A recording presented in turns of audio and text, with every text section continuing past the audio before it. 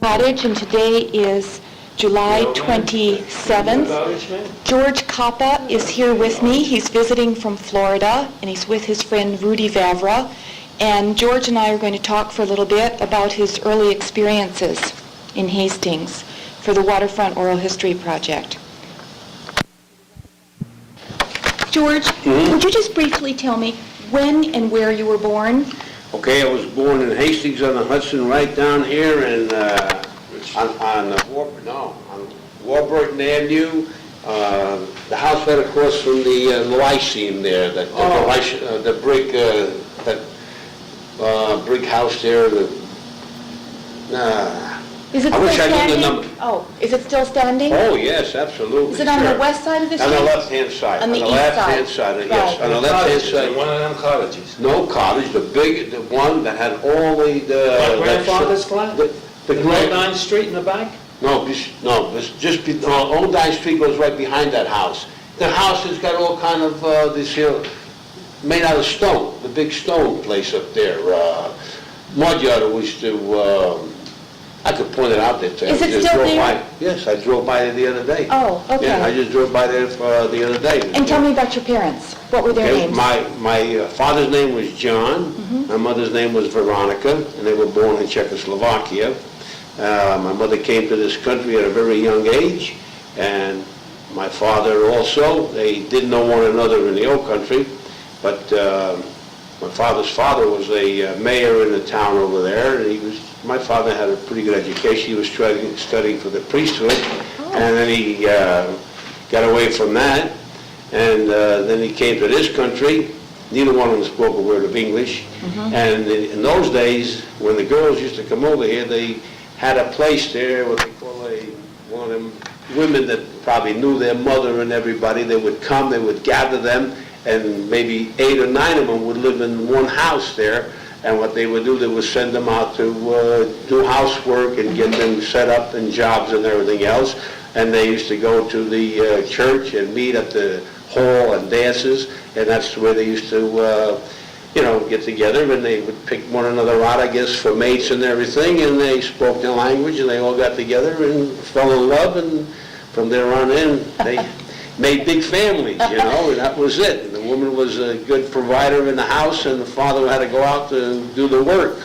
And I guess after she raised the kids up to a certain point, she also used to go out and give a little helping hand. Right. And they were very proud people, but hard workers, and this is it. And let me see, my family there, I had... Could I just ask, when your mother came here, Yes. And she lived with other women who Yeah. were doing domestic Yeah. work, was that in Hastings? No, everything goes into New York. That was the place there, right from Ellis Island and everything. Once they got cleared and sailed out, then it used to be down a place called Houston Street, down on 2nd Avenue, way down in the lower part of New York. And I guess they didn't go any further than that.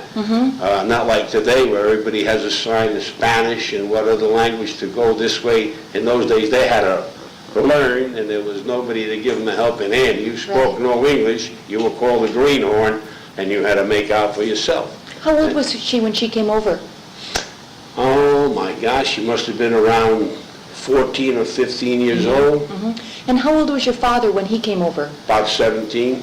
And when he came over to this country, did he come directly to Hastings, or did he also stay? No, in New York. In New York also. And then from New York, he went to Pennsylvania and worked in the Pennsylvania coal mines. And then from there, he went to Tennessee and worked in the Tennessee coal mines and in that area. Then he came back into New York, and then he met my mom, and they got married and had a nice little family. Then they moved up to Hastings-on-Hudson, and they used to live right on Ridge Street in Vazak's house. Okay. That was after you were born? Oh, yes. Oh, yeah. Okay. No, they were there before I was born. And then they come, right? And then they moved over to On Warburton? on Warburton Avenue. Oh, right they underneath first moved Mackey. to Ridge Street? Yeah, I believe that's the way it was.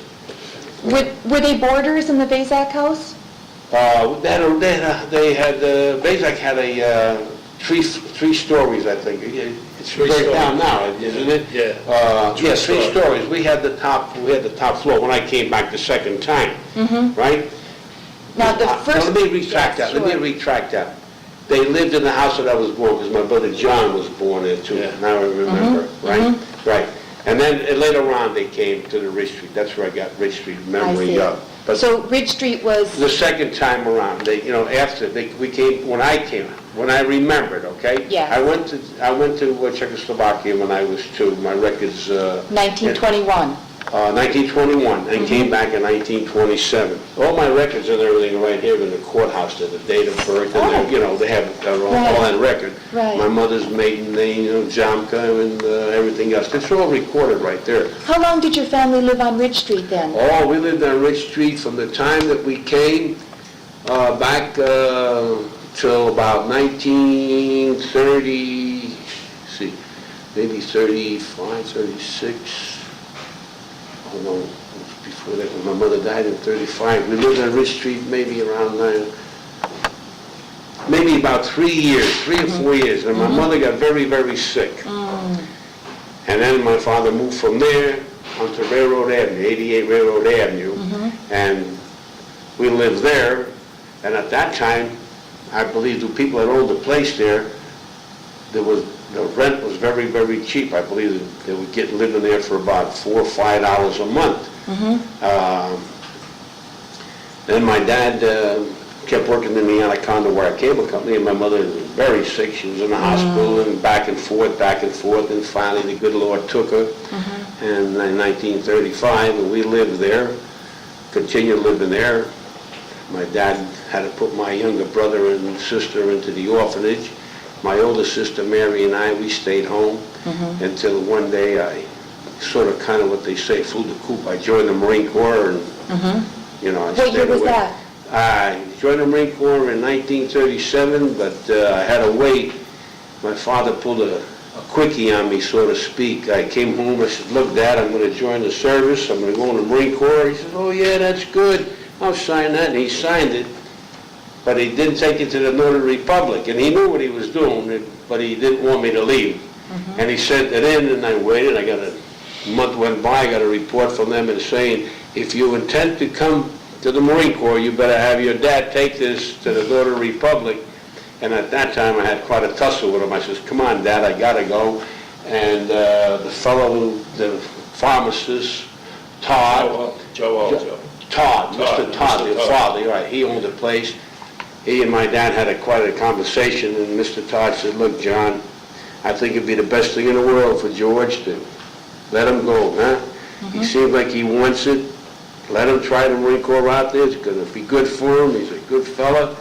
My dad said, well, I hate to part with him, and a tear rolled in both of our eyes, and he signed it, and off I went, and I stayed on in the Marine Corps till I retired after 20 years. Wow. So, and I'm very glad of that. I'm very proud.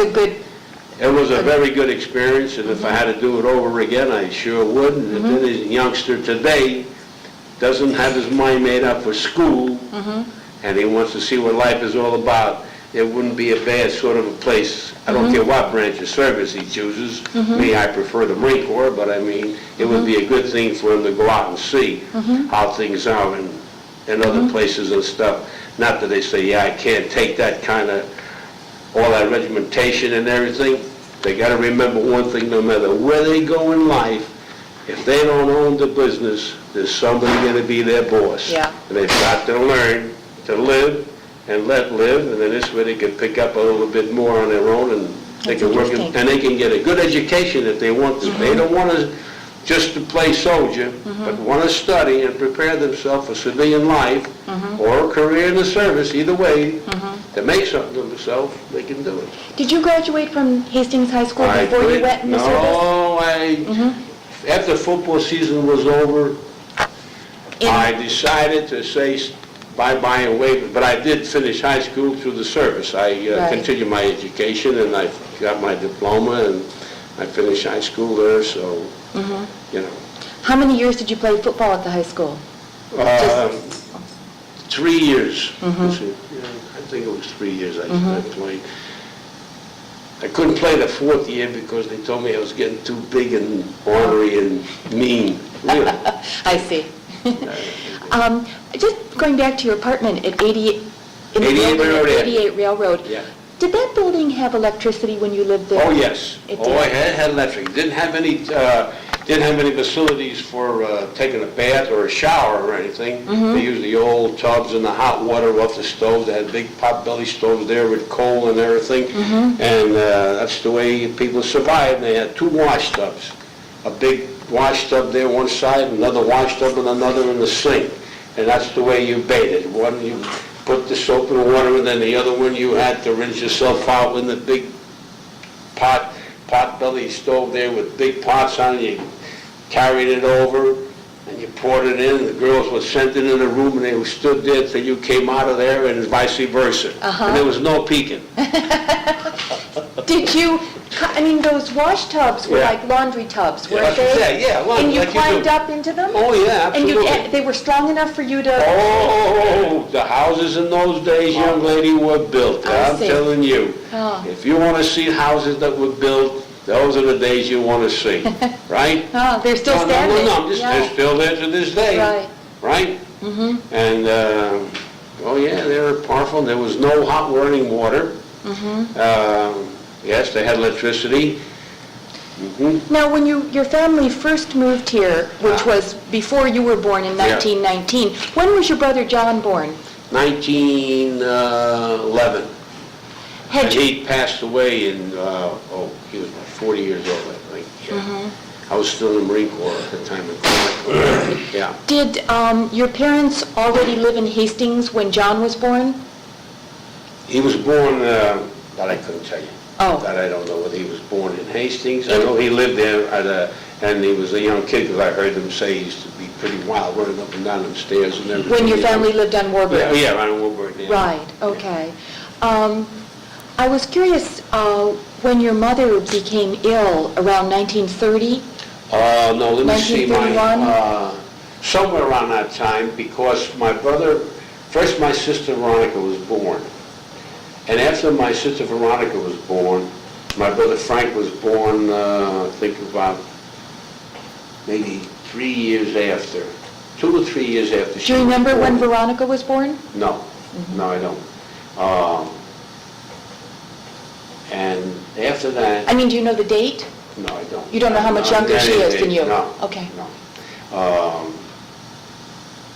She might be around 50, 59, maybe 60, she's probably 60. All right, don't quote me on that, I don't know for sure. Anyway, my brother Frank was born, and at those days, they had midwives. And there was, that's what they believed and that's what they done. Right. And evidently, they didn't quite get my mother cleaned out properly. This only thing that I could, surmise from the years as things went on and, realizing a little bit more about now. And I imagine an infection must have had set in. And by the time she probably went to the doctor, which they didn't believe in doing such a thing, Right. they petty pinches, you know what I'm talking about? So evidently, something there happened where she really got cancerous, and it just, after 5 years of going, we were pretty well, happy and set up pretty good. But then my dad was a proud guy. He wouldn't take a handout for anything, and he kept sending her to St. Joseph's Hospital, St. John's Hospital. None of this grasslands, the Right. free stuff. And he went broke. He literally went broke. Yeah. And then after that, we moved right down into that Railroad Avenue there, and that was the name of the game, and that's where we Right. stayed, But Railroad Avenue was less Railroad expensive Avenue, right, rent. right Yeah. now, I don't know what they call it right now, but that's South Railroad Side. Avenue. And I remember that very well. There The rent was less than on Rich Street. $4. And then after a What was it while, about the apartment that made it so cheap? nothing, man. As a matter of fact, the owner of the place later on gave it up, and nobody paid rent at all. Who owned the place? I don't know. I have no idea. Mr. Voorhees told me about it. Now the people that own it with the Beckish family, they finally reached in there and they took it over and they became the Landlords? caretakers, and they owned it. They picked up who they got it from. I'll never know I how see. they got it, whether they got it from the village or whatever, how the hand down came down. I have no idea. I won't even make Right. any accusation. When of your any sort. family lived there, originally the rent was real low, like About $4. $4, $5 a month. I don't think it was more than that ever. And when your family was there after a while, Yeah. did The Nobody- landlord stopped collecting rent, so they just Yeah, lived there? They just lived there, right. Oh. And I remember them paying 75 cents for electric, believe it or not. And that was a lot of money to pay for electricity. 75 cents a month? 75 cents a month, and that was a lot of money to pay. Some people pay 50 cents. Picture that. I mean, isn't that Yeah. funny? Do you Electric remember company. that any of the buildings on Railroad Avenue were without electricity? No, Okay, no, not on my time. right. Now, you said something about a winery down on Oh, Railroad yeah, Avenue. right where the South Side, right where the South Side Club is today, the beautiful club they got down there. Yes, sure. Last portion of the building was a winery. I worked in there after school, and I worked there on Saturdays. Because I remember I used to hand the bottle of wine out with a rope down to my buddies downstairs waiting. That was a big treat for us youngsters at that time to go down the river in the evening and sit down and pass a bottle of wine around. We didn't even have money for cheese, but the wine was good, it was free. Sure. God forgive me for stealing that wine, but it was good. Who owned the winery? A Jewish family, I don't know what their name was, Schwartz or what, I don't know. But they were Jewish. Anyway, they had the winery there, and I'm talking about beautiful. I had it set up there real nice. They had the bottles and everything else there. They had the thing worked out. And my job was to be sure the wine was coming in and bottles would be filled, and I'd have to line them up in the line there and then clean out the big barrels and everything else, you know. So I made myself 75 cents there. You know, those days that was good money. 75 cents a day? 75 cents a day. That was good money. Heck, you used to work. I worked on a farm for $1 a day Where was the farm? up in Chauncey, up here in Chauncey. Oh, tell me about that. Well, I went up there one day. My brother worked for I forget the name of the people, and he used to be there. My brother used to be. This was your brother John? John. And he was 8 years older than you? Yes, yeah. He was quite a fellow with the trees and shrubbery and everything else. He could maintain the place. He knew how to really, he was a good farmer. And he had a place up there. He used to take care of this, not exactly in the state, but it was a beautiful place there. And he had a little cottage that they gave him, and he used to maintain all of their, he was a handyman, let's say, a caretaker for them, all right? And he got me the job here with the farm. I don't know if the people's name was Smith or what. Oh, okay. I don't know their name, I forget. And Does he got me- Cochran sound familiar? Beg your pardon? Cochran? I don't But, believe so. okay. Anyway, they had the farm there, you know, and my job was to go out and clear all the onion fields from weeds and be sure that the weeds didn't get into the onion, patch there, and that was coming in, and then I would take a bushel there and pick all the onions up and fill them in and then bring them in. They fed me. That was one thing I got. I got, I got 3 meals a day there, and they gave me $1 a day. And I worked there for a week against my mom's wishes, and see the scar right here? I was taking the weeds one day and I had a sickle, and I grabbed a hold of a twig.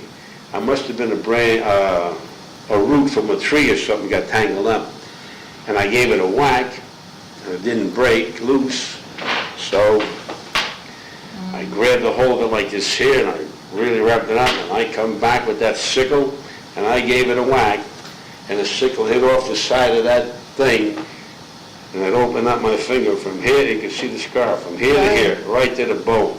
Oh. I grabbed myself there, and I grabbed the leaf and wrapped it up.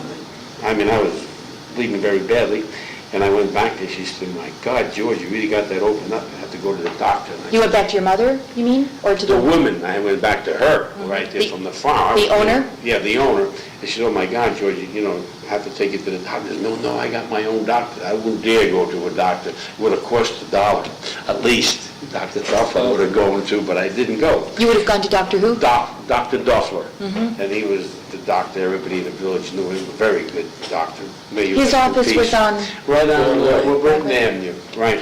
where Warburton and Broadway... Broadway split, right, the house Kind on of- the side. Right. Anyway, I came home, wrapped that thing up, put a bandage on it and everything, came home, didn't tell my folks anything. I never did go to see a doctor. I played with that doggone thing there till finally it healed all by itself. I never got a stitch in it, which I should have. But I just let it ride, and that was it, and it came about. At the time, it wouldn't have occurred to you that Mrs. Smith, if that was her name, the owner of the farm, that she would have paid for the doctor? Well, no, I never did, because, not being aware that anybody that you worked for would take care of you, and probably so. I was maybe more scared than anything to ask for a handout from her to take me to the thing, because I made the stupid thing of doing it. I figured, hey, if I'm that ignorant, more or less, take care of it, George. You should have known better than put your hand in front of that sick. How old were you when that happened? Oh, I must have been around 13 or 14, I think, yeah. So about 1932? Somewhere around there, yeah. And the farm, now can you give me the boundaries of where the farm was? No, they had cows, I can tell you that. On the left-hand side... Was it where Reynolds Field is now? No, by Chauncey. Chauncey. You know what Chauncey is? Up where the new sugar pond is? No, Geigy. You know, on the yes, where the Chauncey train station was? On the Putnam? Yeah, in that direction up there right now. Listen to me. Okay. Dobbs Ferry is the borderline right here, where the Dobbs Ferry Children's Village is. Yes. All right, now come on the back road to come down to Sawmill River Road, okay? Yes. All right, when you remember a place called Geigy's? Yes. You ever hear of Geigy's? Well, I know Seba Geigy. Huh? Seba Geigy? The company. Yes. Okay, across the street from them was a big plant of sulfur and stuff they used to make across Geigy now. I'm going back. Right. Okay, there used to be a sulfur factory back there. Isn't that still there? The building still there? She's talking about before. Okay. Okay, now, before Geigy, I'm talking about, nothing was there, but the people used to live down the bottom of the place. That's where my brother worked for the people in that one big area. What was their name? Do you remember? No, Thursby? I couldn't tell you. Okay. The people that live across from my Buckley, I remember them because one of the girls I used to look at, and she was about my age, and we were kind of, Just looking at one another. Yeah, doggone it. Should have known better. I know there were good things How did you coming up. get to the Chauncey farm? Walk.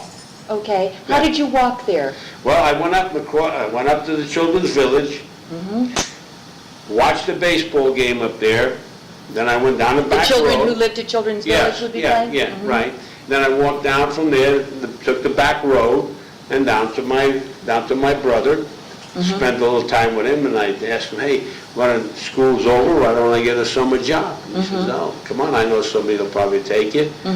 And that's what it was. And did he live right there on the farm? Oh, he didn't work for the farm. He worked for the other people, I told you, away from the... He was a caretaker for, these people had somewhat like a little estate there, and there were elderly people, and he was their maintenance man. He kept their garden and everything else, so, Okay. I had meant to ask you before, when your father and mother came here early. Yeah, they didn't know one another in the old country. Right. No. And when they first came to Hastings, was National Conduit, which was the forerunner of Anaconda. Conduit, right. Was that where your father got his job? Oh, yes. He worked there, and there was another plant there. There was a blacksmith factory there, they had horses pulled. That's where your, what do you call it, got burnt there. Hastings Pavement? Yeah. Yes. Yeah. And that was before, he didn't work in Hastings Pavement, he worked in Anaconda. Which became Anaconda. First called National Conduit Cable and then American Brass. Right. How many years did he work there? He retired there just before he died. He retired 79. He died. I guess maybe 5 years before then. Oh, he must have been one of the last workers there. Oh, no, last workers were here in 79. Right. My dad died in 79, Okay. I'm saying. My dad, he retired maybe 5 years before the place, shut down. Around 70, 74, I think he quit work. Maybe 70, somewhere. He worked all there till about that time. I'm guessing now, right? Like I say, I was away now, remember? Yes, so, of course. You know. And he worked there all those years. That's a long time. All those years, yeah. Yeah. We're talking about 50 years. At least. Wow. What jobs did he have over the years? When you were a little kid, do you Yeah. know what he did down there? No, when I was younger, I did not. But I did know what he ran the crane. He used to run the cranes, taking the stuff off the box cars and everything else. Was this when you were a kid? When I was a kid, okay? And then he became he used to weigh all of this scrap metal. And I will tell you this, he took tons and tons of weight on pencil and paper, and they ran a test with him with a girl on a computer and another person on the Japanese, the Chinese use with that. Yes, abacus. Abacus, right? And they were going to say to him, Mr. Kopa, I know you're good, but I think maybe our computer he had the right numbers. They were wrong on a computer of the tonnage. Right. He beat them all. Not because correct, he was more correct than they were. He beat them also in his addition, and I'm talking about tons and tons. You mean in the amount of time it took? The amount of time it took and the correction. So he was faster? He was faster and accurate. Right. Well, was it the woman, was she using a calculator? Calculator, right. like, taking the numbers. 89617 4,974 and 43 pounds, 2,672. And I'm talking about like this. He come home here at nighttime, and he would sit down at the table, and he'd say to me, I got to do this, and he would be there. Whatever, right? Okay, you're running your finger down like a column of fingers, and right. a column of figures. He could add that quickly.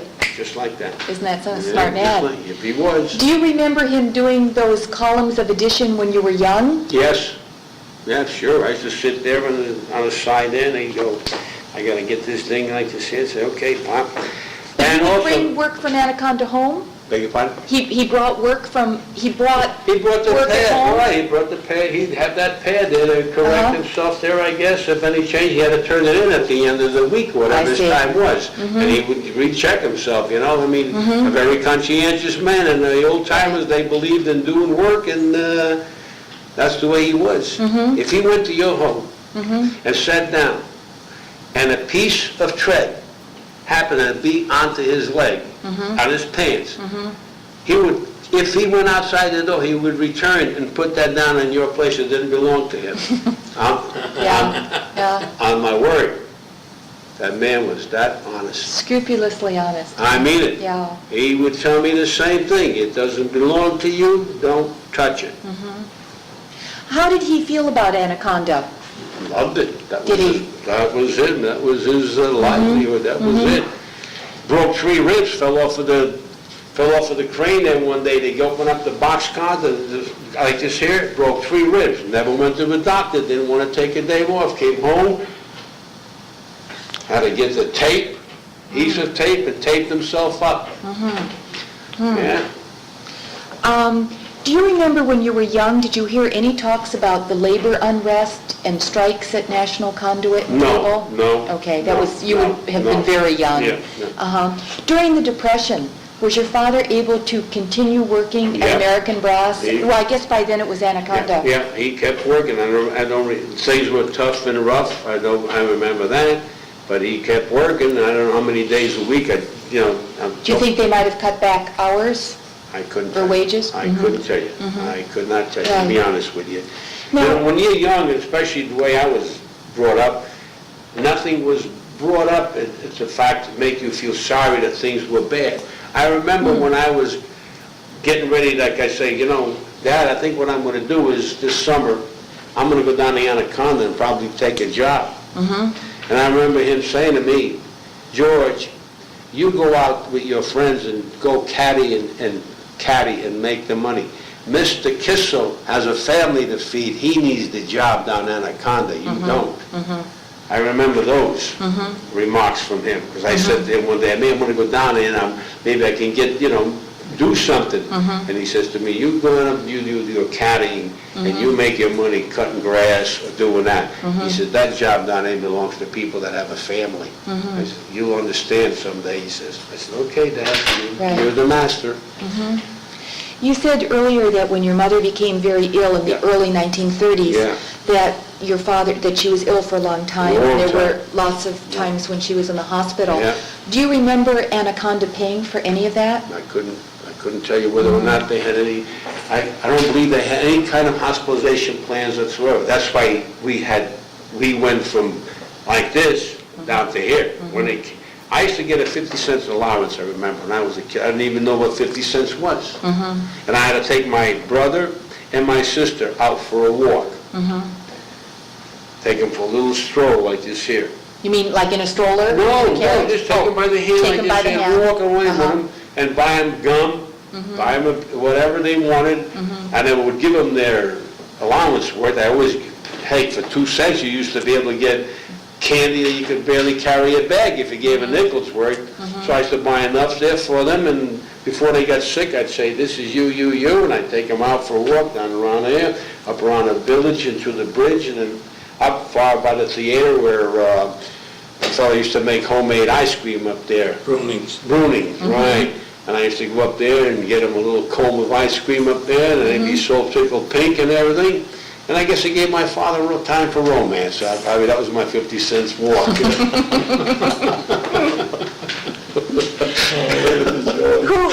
Now, when your mother was sick, your sister Veronica Yeah. and your younger brother, yeah. what was his name? Frank. They were very tiny. Yes. Who looked after them? Do you remember? My dad. When your mother was sick. Yes, right. And then after my mother died, that was the reason why my father had put my younger brother and sister. First, he put them with people like in New York, people that take children. He tried that. Yes. And then we used to go down and visit them every Sunday. Right, that'd be like a foster home. Foster kind of. home, right. And we would go down, and he didn't like the setup, and my younger sister would complain, and this is no good, Naturally, she'd want to come back home, but he Sure. couldn't take it because no one was there, and he had to go to work. And finally, he decided the best thing to do is take him out of there and put him in a home in Wilkes-Barre, Pennsylvania, up on a hill up there, beautiful. Then he would go down there once a month. He would go and pay them a visit. And I used to take off with him there a couple of times. Not every time he went, he wouldn't take me, but he would take me there a couple of times a year. And I would play with them and talk to them and everything. And when I joined the Marine Corps and things went by, they were ready to come out. My brother was going on 16, my sister Veronica, the same thing. She came out first. My father brought her home. However, she didn't live with my dad because my dad, after 20-some-odd years, remarried. Much to his sorrow and mine and everybody's, I guess, because he married a Hungarian. Not that I have anything against the Hungarian, but this woman was a strict Hungarian. More strict than anything I've ever seen, and not quite broken down to believing that she should take care of anybody's children. Why that happened, I'll never know. And my sister came, and I remember coming home on leave one day, and I said, "What are you doing?" Boy, she said, she's nothing like a stepmother should be or anything. I said, "Well, where are you working at?"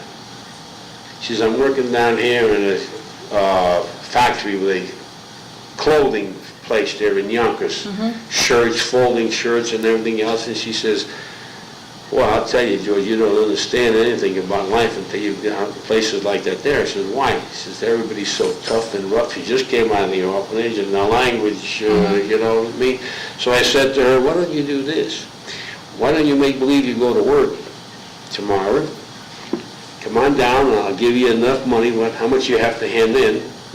So I gave her the money. She would turn the money in like she's supposed to every week. For 2 weeks that I was home on leave, I gave her enough money for 2 weeks to turn it like she was going to work, but I would take her down to the point on the Hudson River, and we'd down there, we'd have sandwiches, and we'd swim and make believe what the day was at work. So that she would come home and And they didn't know the difference. And Right. as long as she turned that money in Right. at that time, then I seen things weren't quite up to par.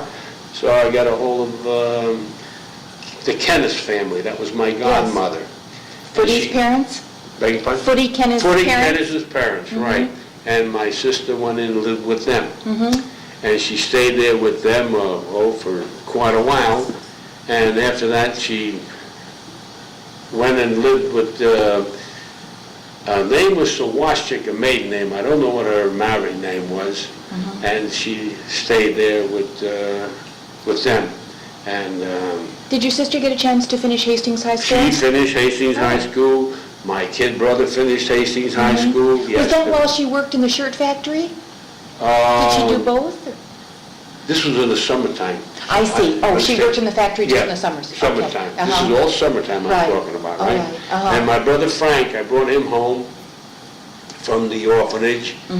And the very first minute he walked into the house, what an ugly welcome. I mean ugly. So I said, he's going to stay here for a day, and he'll be out of here tomorrow. And so then he went in and lived with my sister Mary, and she, had him going there until he finished high school. Then when he finished high school, he stayed with her until he got himself a job, and finally went out on his own, met a beautiful gal, married, has a beautiful son, so everything turned out very well in that Now, respect. I'm interested that when your sister Veronica was working in the summertime, that she had to, she Yeah. was expected to Oh, turn her yes, earnings oh, yeah, over. oh, yeah, That was- that was her rent. She had to pay the rent there, I surmised that was the whole token of it, Right. you know? When you were younger and you were working on the farm, well, just getting back, when your mother was sick and there were a lot of My dad medical... never took anything from me whenever if I made anything, like I'd go out making cutting grass or something like that, they never asked me how much you made or any. Whatever I come in, I used to empty out my pocket, put it on the table. I used to deliver the papers here, the Hastings News, and then the Saturday paper, the Press, the Hastings Press. I used to have, right? And I had steady customers there. I knew they bought papers from everybody in the block, probably, these people, like the judge and his wife and all them. And I thought I was their steady customers until one day I saw Shorty Warpay coming out of the place. He had just delivered the paper. But I walked in, I said, "Oh, you got the..." No, George, you got your paper.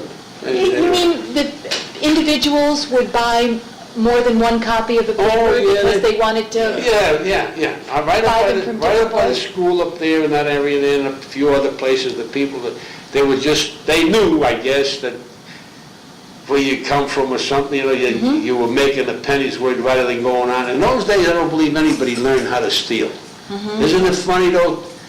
Fruit trees, Fruit. that's all. Yeah, that's right, exactly what it was. You could walk by the place, the doors were never locked. Down on Railroad Avenue? Never locked. Their doors were never locked. You could have them wide open like this here. And the screen doors were open, and anything. Nobody ever heard the word of stealing or this, or an elderly woman walking by, barely walking like this here, and a pocketbook hanging on the side. The pocketbook was open. She dropped $1. You'd pick it up and tell her, "Here, you just dropped something." See what happens today. None of that. It was all together a different ball game with the kids today. And we had a place down there, we used to play Berlivio, we used to play, if we could ever get a ball someplace, you know what I mean? We'd hit this thing around and hit a stick. And then we'd come back over there and we'd gather around and we'd meet in the after supper. If he come out in there a corner, somebody'd break it in half and give it to him. Everybody shared. There was nothing. Everybody was just, a real family setup. And then from there we'd go down to the river and we'd have a swim. We knew every boat that went by, the DeWitt Clinton, the Henry Hudson, and we knew when the tide was in, and we used to call it Dead Maggity High, whatever that meant, I don't know, but that was the highest tide that ever came in. Either it was Dead Maggity High or Dead Maggity Low. Spell Whatever. Maggity. I couldn't tell you. Dead Maggity High. Dead Maggity High. Is high tide. It's high tide, Dead Maggity Low. Either one, it was a Dead Maggity. Whatever it meant, I'll never know to this day. But we used to come down, how's the tide? Hurry up, it's Dead Maggity High. Dead Maggity High would be over the rocks. I mean, Uh-huh. they're hot, I guess it was according to the moon, naturally Right. has the tide, and so evidently when it was a full moon, the tide would come in that much higher. And wherever the name became Dead Maggoty High or Dead Maggoty Low, that was the thing. The kids used to say, don't go down, it's too much mud, Dead Maggoty Low, so we know we'd have to wait. You did all your swimming up at the point? Right down the point down there. Now, Rudy did a lot of his swimming. Oh, yeah, there was another batch of children, all together, South. what they call the Irish Flats in that area. They went down the other way, past... Down the hall. Right. They went past, there's a boat club down there, but maybe 5 or 6, maybe 7 or 8 poles. They had a place, a little sandy spot down there, and everybody used to go down there and have this. That was their side of Right. the ball game. Okay. And over here, from I guess the half of the people from here, we all went down to this point, called to the point, and we had the flat rock, the number 1 rock. Everything was numbered by rocks. Now I'm finished. You say a word there. All right, and we used to go down there swimming all the time, and there were many wild pigeons too flying around in those, not that they don't fly around now, I guess. Were these... Pigeons, Not right? the pet ones that people had in their I don't pigeon know where coops. they come from, they must have been pets, but they, Oh. right? And, we used to go down there, kids used to catch them, they knew exactly how, whistle and give them that little call, the pigeon would stop and wait. Well, one landed up on top of the electrical wires. Jack O'Leary was one of the boys there, and may he rest in peace. I just had left. There was 5 of us. 2 of us had left because my dinner was set at 5:30. And you had to be there at 5:30 because my father had a routine. And everything had to be just so, and there was a big to-do. We had to say our prayer before we ate and everything, be sure we were cleaned up properly first off, and then sat down and we had to say the family prayer, then we sat down and we ate. And it was at that time, and he always emphasized the fact, I want everything to be here because I'm working, I got things I want to do, I don't have time to fool around with the meals, okay? So How old were anyway, you when this happened? oh, God, I must have been around maybe 12. And the fellow and I left to come in. And all of a sudden, we hear the ambulance and the whistle. They used to have the Anaconda used to blow the whistle. The maid still does, right? And it was, I find out, what's that all about?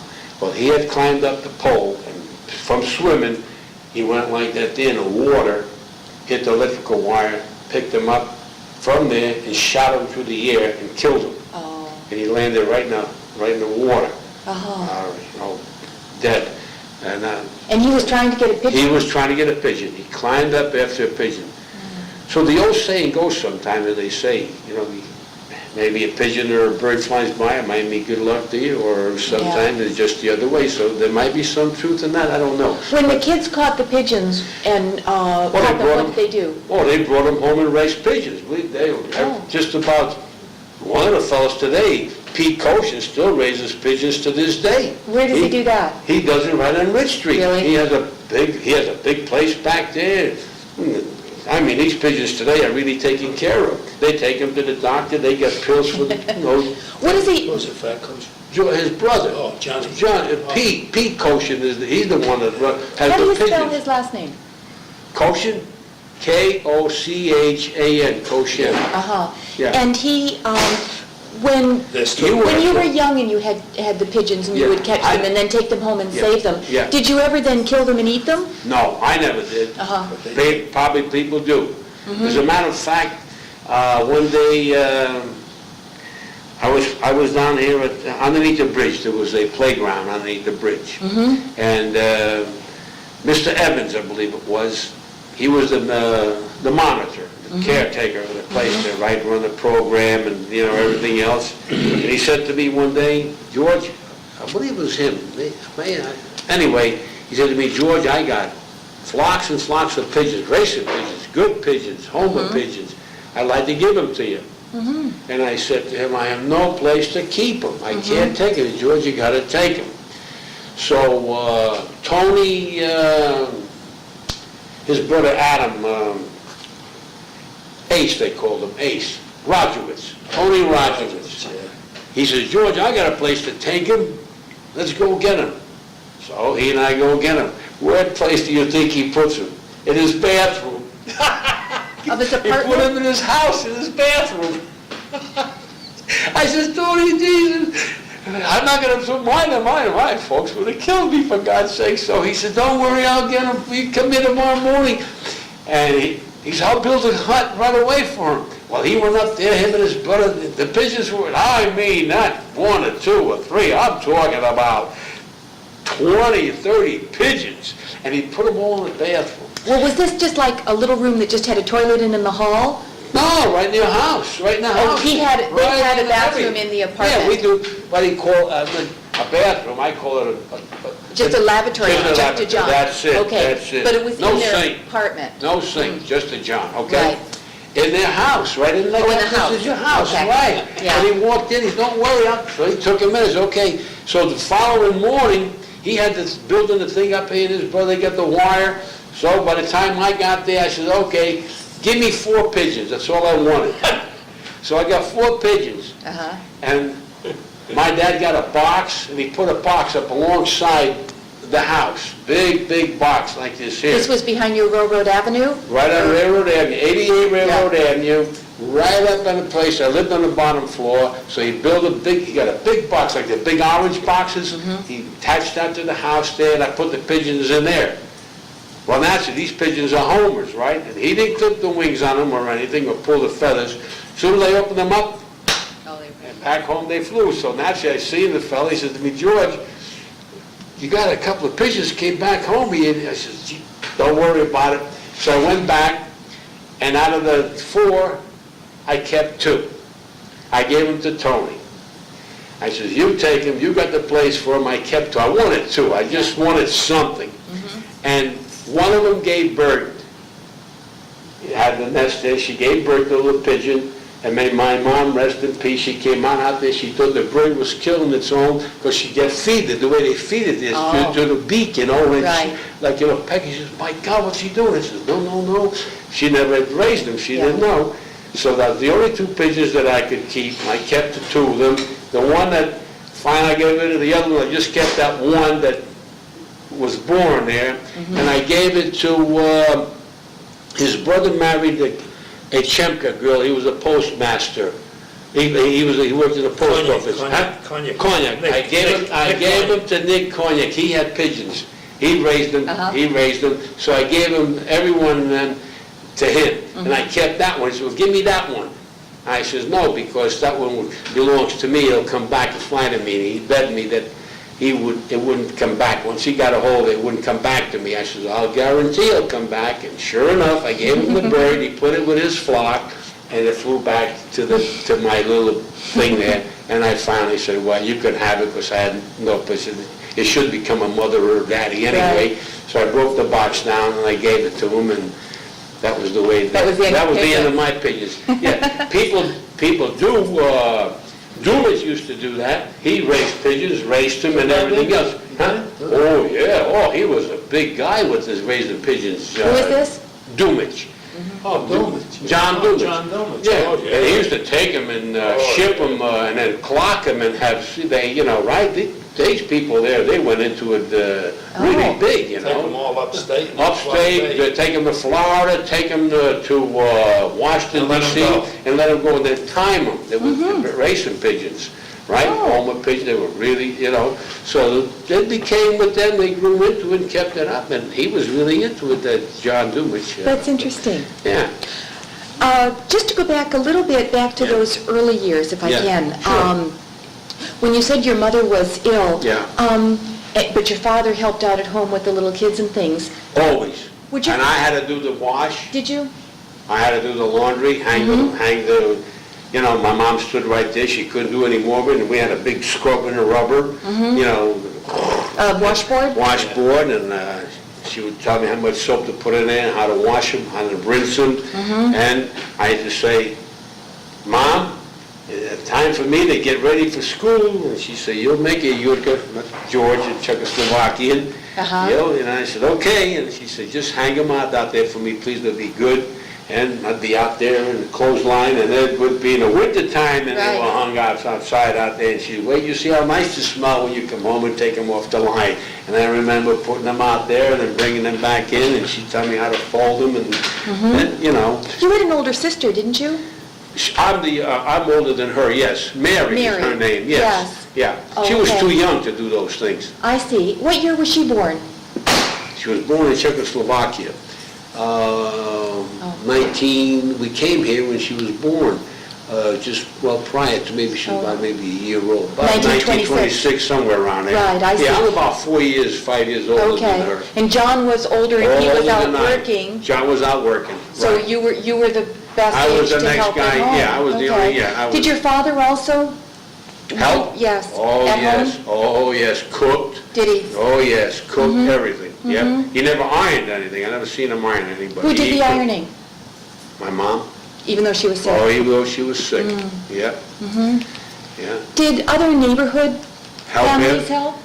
My godmother, yes, they would come over and help out. But you see, they were too proud of people to say anything, or they would never allow her to, as long as she could get up and walk, she would let nobody do anything like that. They have to come in or cook or something. You mean someone from outside your family? Right, no, nothing, right? And her side of the family lived in New York, and they would come up every once in a while, the uncles and her brother, my uncles. They would come up, they would visit. They would come up at least maybe once a month.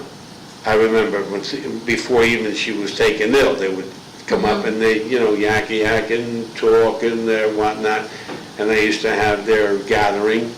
And after she got taken ill, very seldom, and after she passed away, I have never seen any of them. I wouldn't even know where they are, what they look like, or anything, just didn't keep.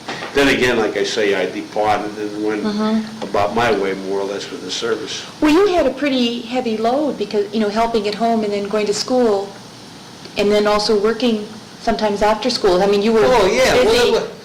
Well, I don't know. I seem to enjoy it. I don't regret any of it, up to this day. It's just a normal routine Is there thing. anything about school that you remember in particular? Any particular teachers or courses? Oh, I remember most of my teachers there. I remember Maynard, and I remember Teachy, 7th grade teacher. Yeah, I better not. No, be honest. No, I'm be on. honest. Oh, no, I'm on. Oh, I love Yeah. them all, and they liked me. I was, I was no honest student. I was maybe a little flip-flap or something. I like to kid around and joke a little bit sometime, but when it came down to being serious, that was it. Hey, I remember them, and they remember me, and maybe one of the stories I shouldn't tell. Alex Zenick and I were quite a pair. And Were you we all- mischievous? Not to hurt anybody, but Right. amongst ourselves, yes. And we used to carry water guns, water pistols with us. And we used to squirt one every chance we get in the ear. So he's sitting to my left, and we're having a test, math test. And he reaches over and squirts me in the ear. So I look over, and I'm waiting for him to not to be able to glance at me, and he raises his hand up unbeknown to me, and Miss Teachy, the teacher, walks over to answer his question. And I remember he's over there, right? So she comes around the corner this way here, and what do you call it there? Not knowing it's her, I think it's him sneaking over to do this. Oh, no. I turn around, and her backside is to me. And I take that water gun, and that had a handle pulled back like you see it, and I gave the full shot of that water and penetrated, right? For a moment, she got scared. You get what I mean? Yeah, now? sure. Women-wise. So she felt the wetness, and she thought maybe something else had happened. Saw that it was water, thank God. She breathed easy. Who did that? Well, I'm like this. Behind me sits a woman, a girl at that time, called Stella Kulsha. Yes, I know her. She's sitting behind me. And the teacher says, I'm going to keep everybody after school if I don't find out who did it. Now, I'm sure she knows it's me. And I'm not going to be stupid to say I did it because I don't want to get really punished. So she says, I'm keeping everybody after school unless somebody owns up to it. And I'm saying to myself, George, own up to it. Don't keep everybody after school. Don't do that to these people. I'm saying to myself, don't do that. But I said, no way am I going to let go right now. I don't want to get left back. I don't know what. I can't imagine what's going to happen to me. Right. Okay?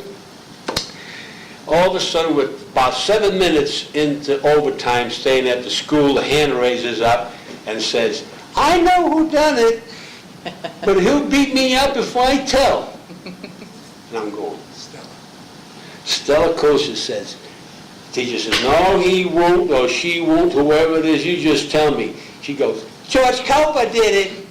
Uh-huh. Everybody out of the classroom, George, you stay. Oh, no. Well, then she gave me the talking to, and I apologized that I didn't admit it. Right. And I said, you know, I didn't want to be left behind or anything, because that was the main test, you know. She probably would have ripped my paper and told me, so I didn't want to be left behind.